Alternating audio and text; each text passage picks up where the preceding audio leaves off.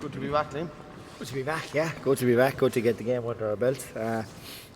We had some nice passages to play. I suppose got to see a lot of new faces, which was encouraging. Some guys that maybe didn't see a lot of action last year, so from that point of view, it was very good. Look, you'd have to say that Jason and Ronan and the guys that were probably central to 2019 were as good as ever. They're beating as strong as ever out there today. And look, as I said, we probably ran out of legs. I don't think we scored in the last 10 minutes of the first half or the second half. So, probably the lack of work that we've done, they're back down a little bit only the last 2 weeks. So maybe a little bit behind the curve, and probably we had a goal chance in the second half that fell. If it went in, it probably would have won us the spoils. But look, overall, I thought the attitude, the energy, the effort was really what I'm looking for. It's a long journey. It's great to get to 2 matches in December. Really for us, it's about getting new guys on the pitch. Reality is we'll need new faces to feature in 2020, and I've seen some really encouraging signs in terms of some of the players that put their hands up today. A good test coming up again now next Friday.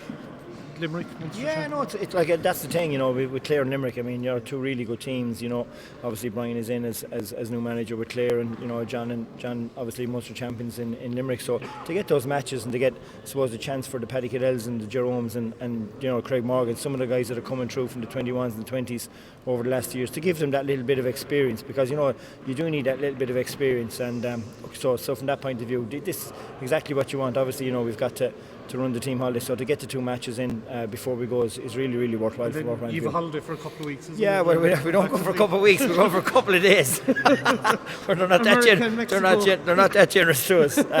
But no, look at it, I mean, in fairness, they deserve to get away for a few days with their partners and spend a bit of time together. And but these guys are very serious, they're very grounded, and they'll know that when we come back, it's all systems going. We'll just continue to work until we go and do a little bit of work while we're away, and then we'll kick on again when we're back. 2019 started in this venue as well, didn't it, against Kerry last year? That's right, yeah, that's right. And look, as I said, it's great for us to get to 2 matches this side of Christmas. In fairness to Limerick and Clare, they facilitated us, because I suppose if we didn't get facilitated, we wouldn't be able to play in the competition. So, fair play. It's great to get a chance to get to 2 matches. And look, every day you play, you learn. I suppose we would be disappointed. You may as well win by a pint as lose by a pint. But as I said, we didn't finish strong in either half, and that's ultimately what was our undoing.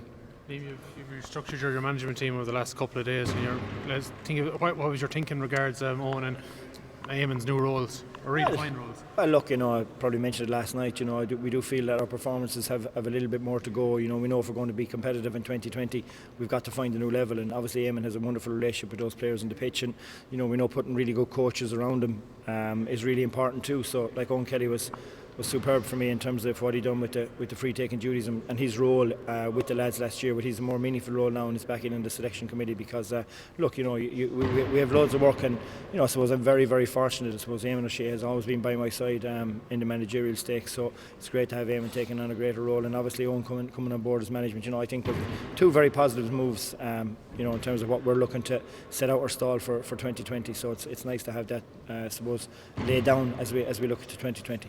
Eamon not doing as much with the guys on the field, but more off the field. I know Eamon will do loads. Ultimately, as I said, it really is just about collectively how we get our team performances to where we ultimately want to get to. I think if there was periods in the All-Ireland semi-final and final, and during parts of our play in Munster that was very good.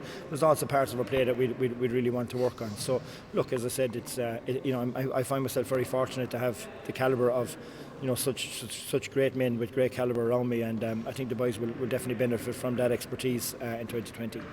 How far away is the likes of Bonner? Is he back training much? Or? No, you're probably looking at the end of February. Like, you won't be surprised to know he's ahead of target, because that's the way Bonner works. He's just a great guy. He's done everything right, so he's ahead of schedule. But ultimately, I'd say being on the pitch, April is probably as soon as it's going to be. We're not going to rush it, but he's in great condition, and he's working away on his own, and he's got his programme, and as I said, he's ahead of target. No surprise there. Like Paul Flynn put his hand up today, didn't he? Yeah, I thought he worked very, very hard. He got 3 lovely scores in that second half, and it's the pitch, in fairness, for the time of the year was in great condition, but it did start to cut up near the finish, so there was a lot of ruck ball to be won. But in fairness, I thought we contested every ball ferociously, and I thought it's a really competitive game for the middle of December, and certainly I'm sure Clare are very happy with it, and from a Tipperary point of view, I'm very happy to have got the game under our belt too.